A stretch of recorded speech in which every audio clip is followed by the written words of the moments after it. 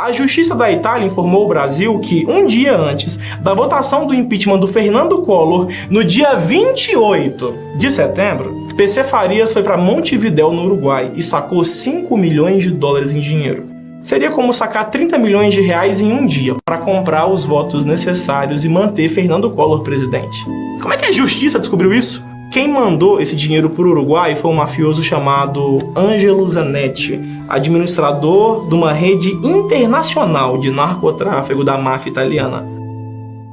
Um dia se passou, e pouco antes da votação começar, Ulisses Guimarães informa que os votos vão ser públicos e não vão ser secretos. Mesmo que os votos dos deputados tivessem sido comprados, quando Ulisses Guimarães informa que a sessão é pública, quem é que vai ter coragem de manter Fernando Collor no poder? Poucos tiveram. E no dia 29 de setembro, a Câmara votou o impeachment com 441 votos a favor e 33 contra. 441 deputados disseram sim e decidiram aprovar o pedido de impeachment do presidente da República. A votação na Câmara durou pouco mais de 2 horas.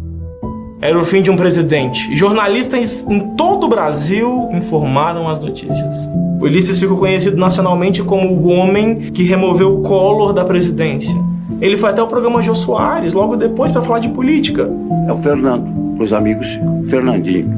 Portanto, se ele foi eleito, ele foi agora repudiado pela praça pública. Ele foi repudiado da presidência da República. Não é mais presidente, é o Fernando, é o Fernandinho. Mas 13 dias depois do impeachment, no dia 12 de outubro de 1992, morre misteriosamente Ulisses Guimarães numa queda de helicóptero. E o corpo dele nunca foi encontrado. Exatamente nesse local, o helicóptero foi visto pela última vez. Seguindo nessa direção, fica o aeroporto de Angra, a exatamente 2 minutos de voo. Mas no dia do acidente... Um crime abalou o Brasil em 1996. A morte do casal Suzana Marcolino e PC Farias, ex-tesoureiro de campanha vitoriosa de Fernando Collor à presidência da República. Perceba essa capa de Veja. Pedro Collor, irmão do presidente, apontou PC Farias como teste de ferro das maracutaias de Fernando Collor. Era o famoso esquema PC. O motorista e uma secretária do PC deram mais detalhes. Em setembro de 92, processo de cassação foi aberto e Collor afastado. PC fugiu do país. Paraguai, Argentina, se vestiu de príncipe árabe na Inglaterra e acabou detido em Bangkok, na Tailândia. Em Alagoas, fez da cadeia a extensão das suas mordomias. Tinha ar-condicionado, frigobar, cama boa, televisão bacana. Lá ele conheceu essa mulher. Se apaixonaram e quando ele teve em liberdade provisória, assumiu o romance. Tudo parecia estar bem até a madrugada do dia 23 de junho de 1996. Beberam bastante nessa casa de praia do PC. Amigos visitaram. 2 seguranças faziam a proteção. Na semana, o PC teria que depor em uma CPI. O Brasil acordou sabendo que PC Farias e Suzana estavam mortos. Sem ouvir as testemunhas, a polícia de Alagoas foi categórica. Suzana tinha tirado em PC e depois cometido suicídio. Estava revoltada com a possível traição do namorado. As diferentes autópsias indicavam pontos divergentes. Uma chegou a defender que, pela marca da bala, Suzana só conseguiria se matar se estivesse flutuando. Quem estava certo? Essa história ainda vai envolver o irmão de PC, júri popular e um mistério que se arrasta até hoje.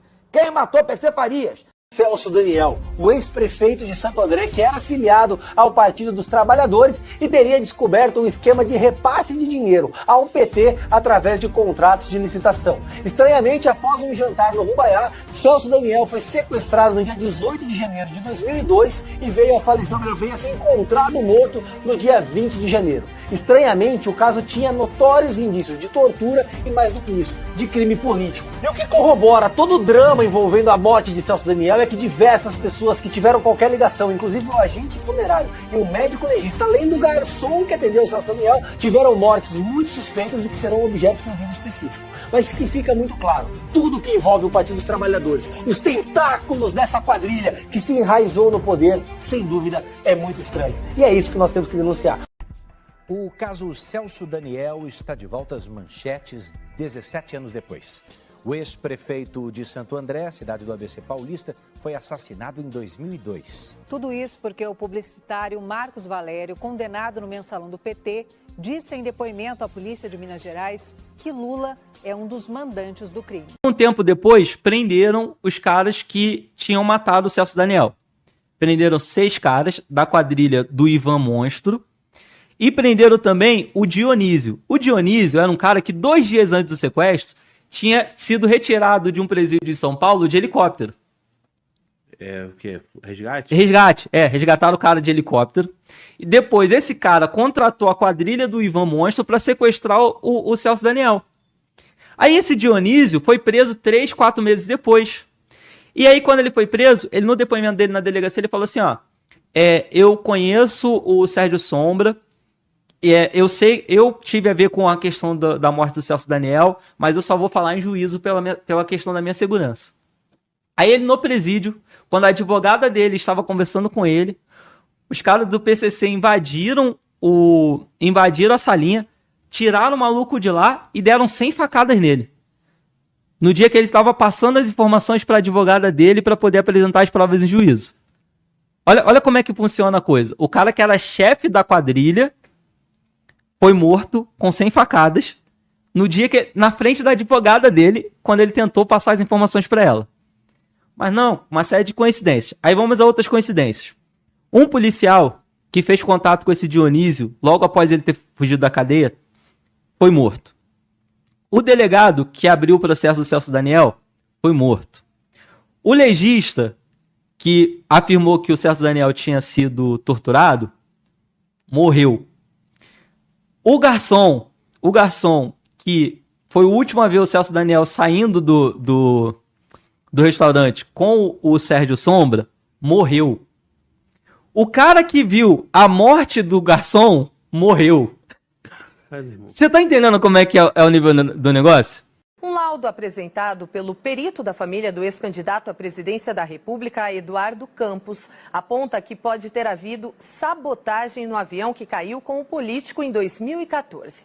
O documento mostra que o sensor de velocidade da aeronave estava desligado. Isso pode ter feito com que os pilotos tomassem decisões erradas. Veja na reportagem. A petição apresentada à Polícia Federal de Santos traz um resumo do laudo feito pelo perito particular contratado pela família do ex-candidato à presidência da República, Eduardo Campos. O documento aponta a possibilidade de uma sabotagem no avião que transportava o político e mais 6 pessoas. De acordo com o irmão do presidenciável, o sensor de velocidade da aeronave estaria desligado e, por isso, os pilotos teriam tomado decisões erradas durante o voo. Se ele tivesse a real noção da velocidade que ele estava, ele não poderia manobrar o flap naquela ocasião, porque desestabiliza o avião para cima ou para baixo. Daí a importância do speed sensor dar a real indicação da velocidade ao piloto, o que não deu. A petição também acusa o Centro de Investigação e Prevenção de Acidentes Aeronáuticos, o CENIPA, de ter sonegado dados colhidos do motor do avião, o que demonstraria que o órgão pretendeu e conseguiu esconder dados que esclareceriam que os pilotos perderam literalmente o controle da aeronave. Além disso, cita como outro fator suspeito o fato de o gravador de voz do jatinho estar desligado. O ex-governador de Pernambuco morreu na queda do avião modelo Cessna, em que se deslocava com a comitiva do Rio de Janeiro para Santos. A aeronave arremeteu durante a preparação de pouso devido ao mau tempo no local e caiu em uma área residencial da cidade de Santos. Os 2 tripulantes e os 5 passageiros morreram. No relatório do CENIPA divulgado em 2016, as causas apontadas para o acidente foram erros dos pilotos e o mau tempo. Além de solicitar a retomada da investigação por parte da Polícia Federal, o irmão de Eduardo Campos fez o mesmo pedido ao procurador da República designado para acompanhar o caso, ao ministro da Justiça Torquato Jardim e à procuradora-geral da República Raquel Dodge. De acordo com ele, o relatório de 70 páginas feito pelo perito particular traz provas robustas que devem mudar o rumo da investigação. Para Antônio Campos, não restam dúvidas de que houve sabotagem. Hoje acredito.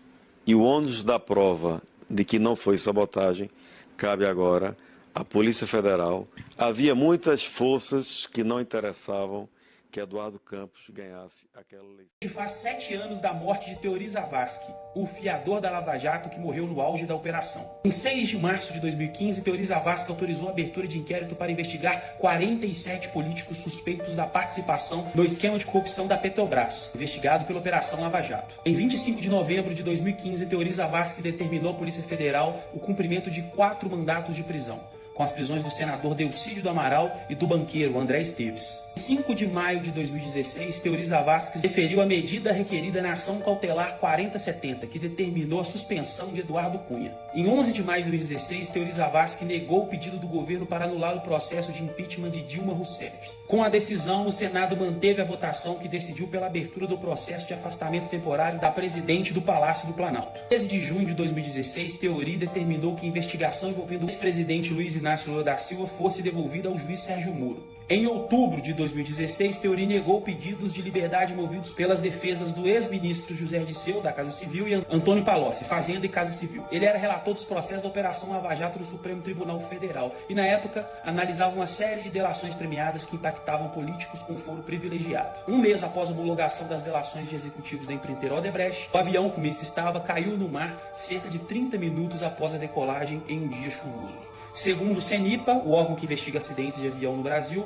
o mau tempo e a desorientação espacial provocaram o acidente que vitimou o Teori, deixando a cadeira do Supremo Tribunal Federal livre e sendo sucedido pelo ministro Alexandre de Moraes. Teori era conhecido por se restringir aos autos, não dava entrevistas e preferia apenas se manifestar nos processos. A verdade é que sem a coragem de Teori, o Brasil nunca teria descoberto o maior esquema de corrupção da história do país.